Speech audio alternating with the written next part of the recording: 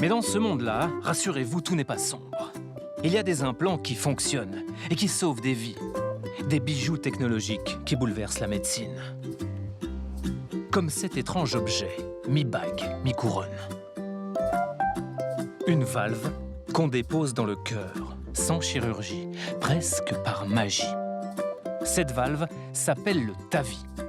Et son histoire, c'est un vrai feuilleton. Allez, allez, venez, c'est l'heure, venez.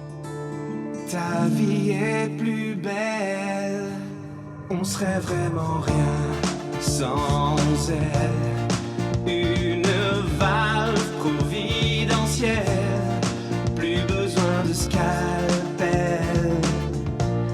Avec elle, ta vie est éternelle.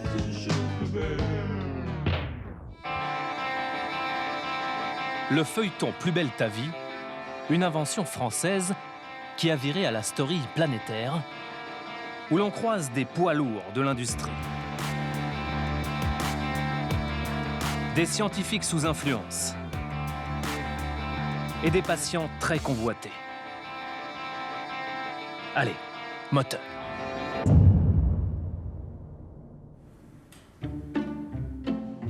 D'abord, on doit vous expliquer pourquoi le TAVI a révolutionné la médecine cardiaque.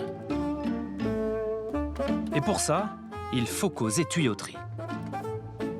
Le cœur, c'est une machine. Normalement, quand on est jeune, pas de souci. Mais avec l'âge, le calcaire grippe la tuyauterie. À l'entrée de l'aorte, l'artère irriguant votre corps, il y a une valve qui contrôle le débit du sang. Et quand du calcaire s'y dépose, la valve se calcifie. Ça s'appelle la sténose aortique. C'est un peu comme dans votre machine à laver.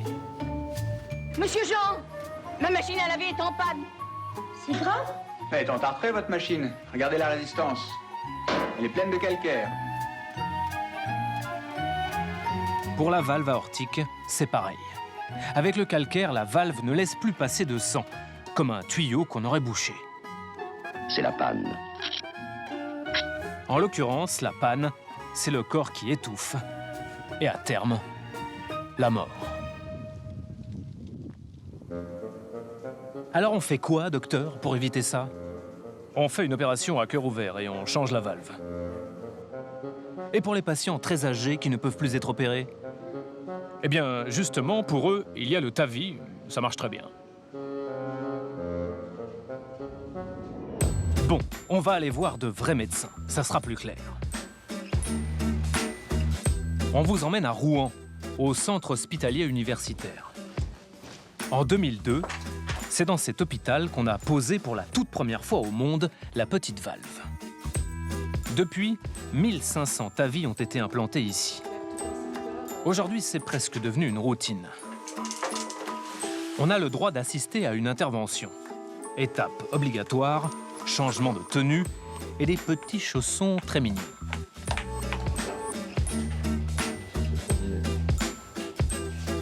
Est-ce que tu peux stimuler à 200, s'il te plaît?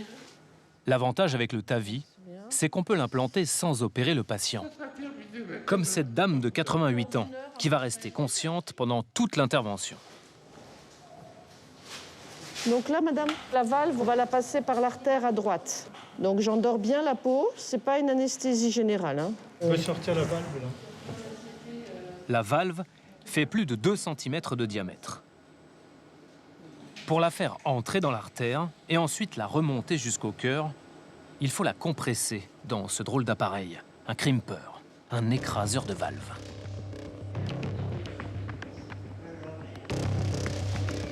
Est-ce que vous êtes prêt avec la valve? Hein? Bon, j'y vais. Le TAVI est introduit dans le cœur de la patiente. Garde-le, garde-le, garde-le. Stop. Voilà, normalement, je suis dedans. Le TAVI est à sa place, dans l'aorte, prête à être larguée. On envoie de l'air dans un petit ballon qui permet au TAVI de se déployer et de se fixer sur la paroi pour n'en plus bouger. Sans un seul point de suture, comme par magie. Bon, c'est bien, arrête. Au total, une petite heure d'intervention. C'est 4 fois moins long qu'une opération à cœur ouvert. Contente? C'est fait. Ah bon? Oui, Tant tout mieux, est bien, alors. tout est bien, tout est bien. Tout est très bien. C'est tellement chouette le TAVI que cette petite prothèse, jusque-là réservée aux vieux patients inopérables, les industriels veulent l'implanter chez la plupart des malades souffrant d'une valve bouchée. Sauf que personne ne connaît aujourd'hui la durée de vie de cette prothèse. Bref, le TAVI pour tous, c'est un pari sur l'inconnu.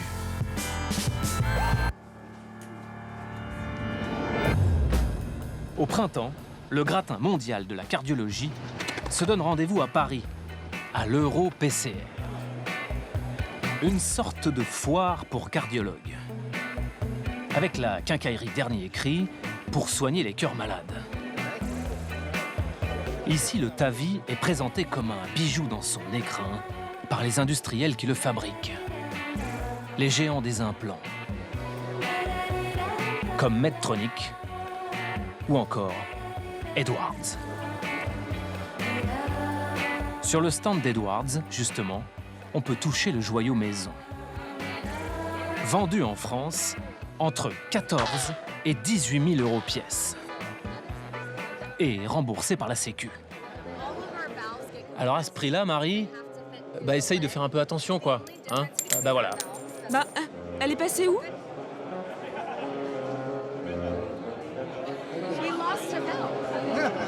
Elle avait roulé tout là-bas?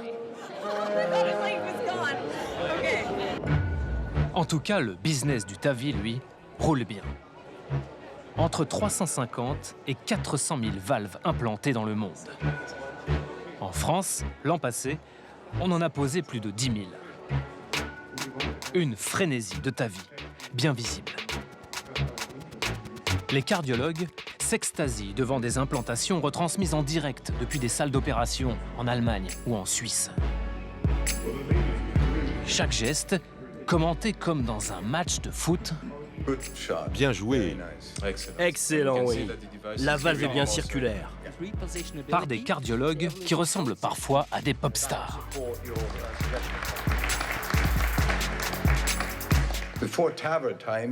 Avant le TAVI, ce patient aurait eu de gros problèmes. Mais grâce à l'équipe, le patient va maintenant très bien. C'est un magnifique exemple de ce que cette technologie peut faire pour un patient très malade. Un vrai chef-d'œuvre. Formidable.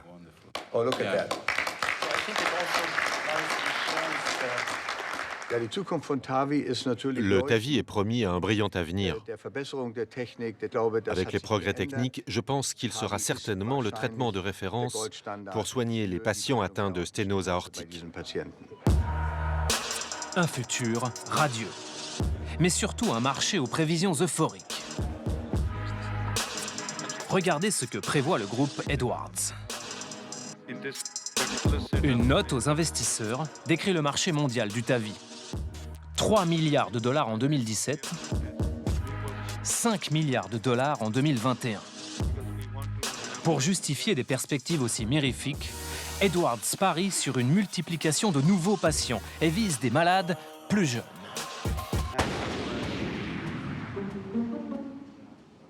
Mais il y a une faille dans ce beau plan. Une inconnue qui pourrait tout faire dérailler. Un problème tout simple. Personne ne sait combien de temps la valve peut fonctionner. Sa durée de vie, pour parler simplement. Normal, le TAVI a été conçu pour de très vieux patients qui mourraient de toute façon assez vite. Avec des patients moins vieux, la durée de vie de la valve miracle, c'est la question à 2 milliards de dollars. Dans les congrès, cette question est dans tous les esprits.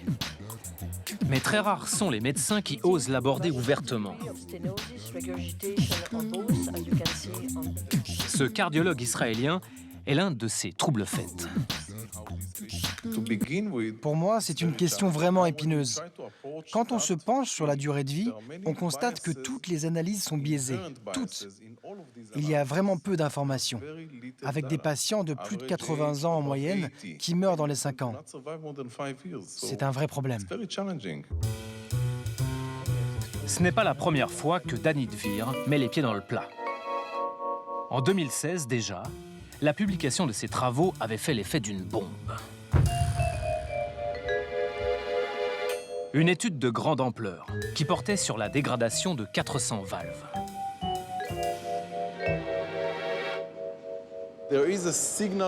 Les premiers signes de dégénérescence apparaissent entre 5 et 7 ans après la pose. Et après 8 ans, la moitié des tavis sont détériorés. Une valve sur 2 abîmée au bout de 8 ans, selon Danny DeVere. Mais est-il le seul à s'inquiéter de la durée de vie de la valve? Nous nous sommes plongés dans la littérature médicale.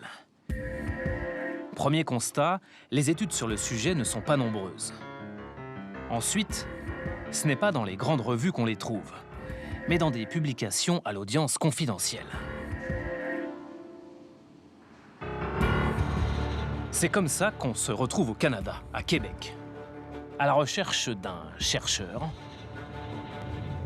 un type qui passe ses journées à la fac de Laval, derrière un microscope électronique, à scruter des tavis sous toutes les sutures.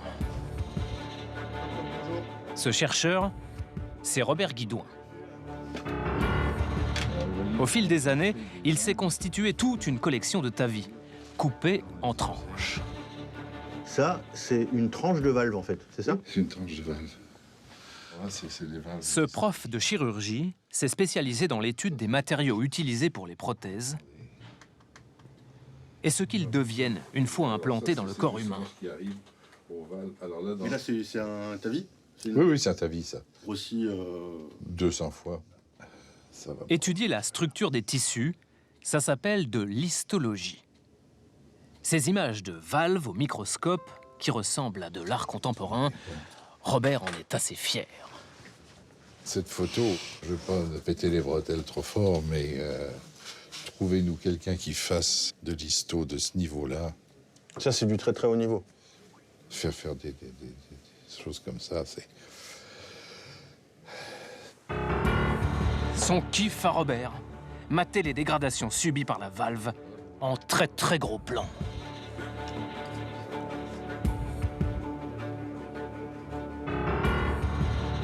Vous avez une déchirure ici qui est bien évidente. Donc vous avez séparation des différentes couches et c'est là où vous avez des phénomènes de calcification qui se produisent. Parce que ça, on ne devrait pas le voir si on veut que la valve dure. Exactement. Quant à ce qui abîme autant les tavis, le professeur a sa petite idée. Mais c'est toujours le même. Le matériel pour comprimer la valve est quand même un matériel assez rudimentaire, je dirais. C'est ce décalage qui est profondément, je dirais, choquant. C'est vrai ça. Souvenez-vous, dans la salle d'opération de l'hôpital de Rouen, la technologie dernier cri qui côtoie ce drôle d'engin. Une valve, avant d'être implantée, doit être insérée dans ce qu'on appelle un crimper, un écraseur de valve, et vous mettez la valve dans cet orifice. Il faut comprimer la valve, donc, pour ramener le diamètre à la taille de l'artère. Je dirais que c'est un processus qui est très violent. Vous pliez votre structure de façon un petit peu imprévisible. Enfin, ça fait quand même un peu primitif, ça. Non, c'est une étape cruciale. Personne n'ose en parler trop directement, quoi. Il sait de quoi il parle. Mener des recherches sur ces fameuses valves est un vrai chemin de croix. Les industriels ne lui en fournissent jamais. Ces valves, finalement, elles se retrouvent entre vos mains. Oui. Mais par quel circuit? C'est les chirurgiens qui, très gentiment, nous les envoient pour que nous puissions les observer. Parce que sinon, vous n'auriez pas accès à ce type de valve de la part des fabricants? Non. Pourquoi? À moins d'avoir des contrats avec une compagnie, on n'a pas accès facilement avec les compagnies impliquées dans ce matériel. Ah, le merveilleux monde des implants. Quand les industriels donnent des valves à un chercheur, ils ont en général une petite idée derrière la tête. Comme par exemple, étendre l'utilisation du tavis. Prenez l'étude Partner 3, lancée par Edwards en 2016. On appelle ça un essai clinique. Son but, comparer le tavis à la chirurgie traditionnelle. Sa cible, les patients qui n'ont pas besoin du TAVI. Ceux qui peuvent se faire opérer sans problème, car ils sont plus jeunes et en meilleure santé. On les appelle les patients à bas risque. Ce sont ces malades que les industriels du TAVI ont très envie de soigner.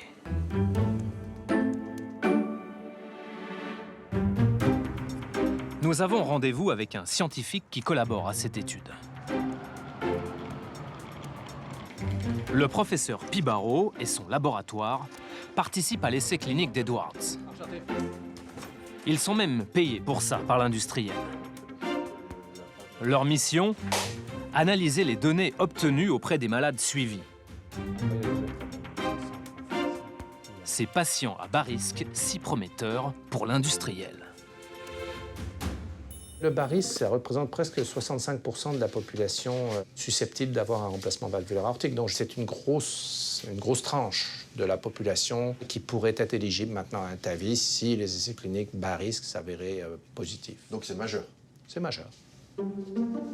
Pour le fabricant Edwards, l'étude Partner 3 est donc cruciale. Et les enjeux financiers, colossaux. Soyons clairs, un fabricant de prothèses, il faut qu'il commercialise et qu'il vende des prothèses et qu'il ait un retour sur investissement. Donc il va avoir, bien sûr, tendance à concevoir un protocole qui va cibler une population qui est plus susceptible de bénéficier de la thérapie. Donc, bon, ça c'est clair, parce que c'est évident. Surtout si c'est lui qui paye l'étude. Surtout si c'est lui qui paye l'étude, absolument. Parce qu'une étude comme Partner, ça coûte combien? Écoutez, je ne suis pas dans les petits détails, mais on parle d'études au-delà de 150 millions. Hein, donc 150 millions? Ça peut être 200 millions. C'est colossal. C'est beaucoup d'argent. Tous ces essais cliniques-là, il ne faut pas se leurrer, hein, les essais cliniques dans le domaine pharmaceutique, les dispositifs peut-être encore plus, c'est des très gros montants, des essais cliniques qui coûtent très cher.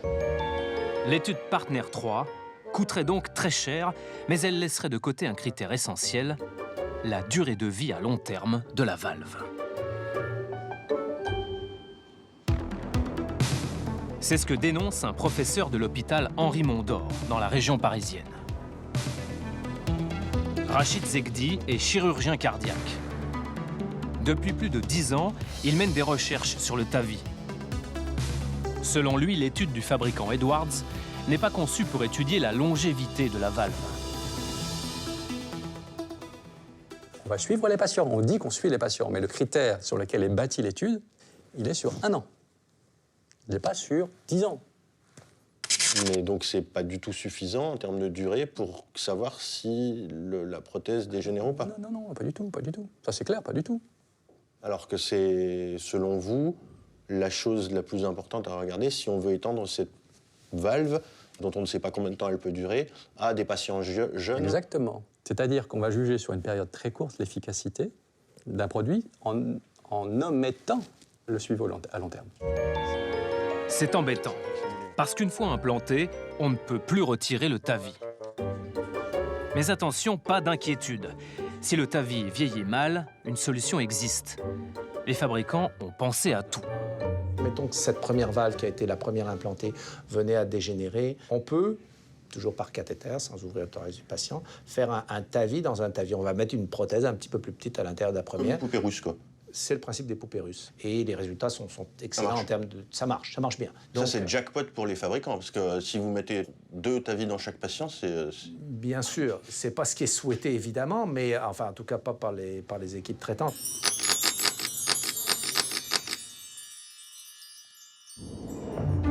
Reprenons le déroulé de l'étude commanditée par le groupe Edwards. Une fois que les données ont été analysées par le laboratoire du professeur Pibaro, elles sont transmises au Cardiovascular Research Foundation, en français, la Fondation pour la recherche cardiovasculaire. Et dans cette fondation, celui qui va rédiger l'étude finale s'appelle Martin Leon.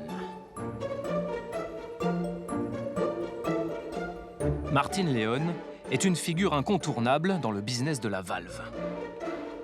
Il a participé à l'invention du TAVI. Quand le brevet a été vendu à l'industriel Edwards, Martin Leon a gagné près de 7 millions de dollars. Depuis plus de 10 ans, ce cardiologue dirige tous les essais cliniques sur le TAVI pour le groupe Edwards. Ces mêmes essais qui ont pour but d'étendre l'usage du TAVI. Martin Leon est un homme très occupé. Mais nous réussissons tout de même à le faire asseoir quelques minutes au détour d'un congrès. Le temps pour lui de balayer d'un revers de manche toutes les critiques contre le TAVI. Il faut attendre avant de se prononcer sur ce que certains appellent la durabilité. Il n'y a pas de raison logique ou scientifique de penser que la durabilité du TAVI sera très différente de celle des valves utilisées en chirurgie. La recherche montre pourtant que le problème principal est dû à l'écrasement de la valve, que ça entraîne des dommages structurels répétés sur la valve. Bon, d'accord. Si vous analysez les tissus avec un écrasement très agressif. Mais rappelez-vous, l'écrasement est très bref et les pressions exercées ne sont pas assez importantes pour accélérer la détérioration de la structure de la valve. Aujourd'hui, nous n'avons pas la preuve que la valve dure moins longtemps. Ah ok, pas d'inquiétude sur la valve. Et l'influence des industriels sur les études, il en pense quoi ? Je crois vraiment que l'industrie doit être notre partenaire. On peut les conseiller. On peut les aider à bien mener les essais cliniques et à interpréter les données sans parti pris. Cela nous permettra d'avoir de meilleurs essais et de publier nos travaux en toute indépendance. Des travaux examinés de façon indépendante et sans influence de l'industrie. Les critiques disent que l'on n'est pas objectif lorsqu'on est payé par l'industrie. Je ne suis payé par aucune société. Je reçois $0 de la part d'Edwards pour mes activités. Je le fais de manière indépendante comme universitaire et par le biais de la Fondation pour la recherche cardiovasculaire. J'ai travaillé pour de nombreuses sociétés, pas seulement Edwards, en fait avec presque toutes les sociétés du secteur, mais pour de l'enseignement, des formations ou de la recherche. Donc je conteste vivement l'idée selon laquelle les grands médecins seraient achetés par l'industrie. Cela n'existe plus. Acheter, peut-être pas. Mais Martin Leon ne travaille pas que pour la beauté de la science. Le site Dollars for Docs recense aux États-Unis les paiements de l'industrie aux médecins. On y découvre que Martin Leon a touché plus de $700 000 de la part d'industriels de la santé entre 2013 et 2016. Martin Leon a même reçu plus de $37 000 de la part du groupe Edwards sur la même période, mais c'est vrai, pas en salaire, uniquement pour des remboursements de frais.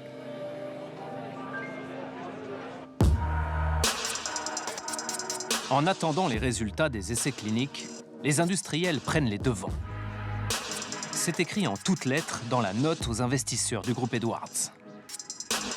Pour étendre l'usage du TAVI et gonfler le chiffre d'affaires, il faut aussi alerter l'opinion, un objectif crucial, en s'adressant directement au public. Par des campagnes de communication, de sensibilisation. Non, mais vraiment, putain, je te le dis, on a besoin... Pour trouver une campagne de dépistage des valves malades, on n'a même pas eu à se déplacer. Absolument tout. Non. Il nous a suffi d'un coup d'œil par la fenêtre pour en dénicher une. Face au siège de France Télévisions, une drôle de caravane. Le bus du cœur. Ça tombe bien, on commençait à s'inquiéter pour notre rédacteur en chef. Bah oui, parce que Cache Investigation, c'est vraiment pas de tout repos. Et à son âge, il faut faire attention. Et surveiller son cœur. On se fend d'une petite visite, sans oublier notre caméra cachée. Si tu veux m'emmener, êtes-vous à l'écoute de votre cœur? Écoute ton cœur. Une opération de prévention des maladies cardiaques menée par l'Alliance du Cœur. Mon camarade s'inquiète pour ma santé, donc voilà. C'est vrai que c'est un bon moment. Un modèle que tu viens voir, Il a bien fait de venir, le chef. Ces maladies-là passent plus inaperçues parce que justement, elles ne font pas peur. On a plus peur du cancer parce que c'est un mot qui fout les jetons, mais le cœur, ça fait peur à personne. Quand on parle de traitement, le monsieur dans le bus a clairement sa préférence. Le TAVI, pour nous, c'est vrai que c'est quelque chose de moins agressif, parce qu'une ouverture thorax, c'est une intervention. Une intervention, c'est jamais anodin. Tandis que ce genre de système, c'est pas du tout pareil. Il y a juste une incision, vous n'êtes pas agressé comme quand vous faites vous avez une ouverture comme ça, une belle cicatrice pointée. Je veux dire, c'est pas du tout la même chose. Et quand on parle de financement, c'est l'industrie du TAVI que l'on retrouve. Parce que j'imagine ça coûte de l'argent pour vous, enfin, quand on est une association de... Alors, on nous demande... surtout, c'est à nous de trouver des financements, ça a marché, on est aidé par des industriels, on est aidé par les gens, par des dons. Et c'est quoi ces industriels? Vous avez les professionnels de tout ce qui est matériel médicaux, comme il peut y avoir donc Edwards, il peut y avoir Philips, il peut y avoir Saint-Jude, Abbott. Si on travaille avec certains industriels, c'est justement pour faire des retours sur le vécu. Le bus du cœur a fait le tour des rédactions parisiennes ce jour-là. Cette opération, c'est juste le volet français d'une vaste campagne à travers toute l'Europe. La journée européenne des maladies valvulaires. De l'Espagne à l'Italie, des associations de patients propagent le même message. Écoutez votre cœur. Jusqu'à Bruxelles, avec une délégation reçue au Parlement européen. Main dans la main avec des partenaires industriels, comme Edwards.